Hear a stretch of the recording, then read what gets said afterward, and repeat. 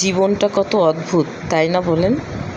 যে আপনি একটা মানুষকে বা একটা ফ্যামিলিকে আপনি আপনার সাধ্য মতন আপন করে নেওয়ার চেষ্টা করছেন, কিন্তু সেই ফ্যামিলি আবার আপনাকে আপন করার চেষ্টা করছে না, শুধু আপনার কাছ থেকে নিয়েই যাচ্ছে। আবার এমন হয় যে কোনো ফ্যামিলি মানে আপনাকে আপন করার চেষ্টা করছে, বাট আপনি তাদেরকে আপন করার চেষ্টা করছেন না। আপনি শুধু আপনার যতটুকু দায়িত্ব ততটুকু দায় সারা কাজ করছেন। এটা আসলে অদ্ভুত।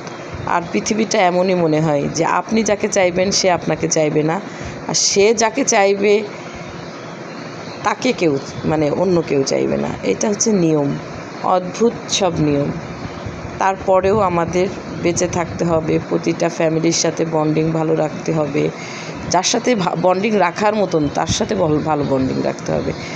একাধারে আপনাকে ব্যবহার করে যাবে আর আপনি সেই ব্যবহারে ব্যবহৃত হবেন, এটাও ঠিক না। আপনাকেও আপনার মূল্য দিতে হবে, আপনাকেও আপনার গুছায় রাখতে হবে, এটাই হয়তো নিয়ম। আর না হলে নিজেকে ঠকানো হবে।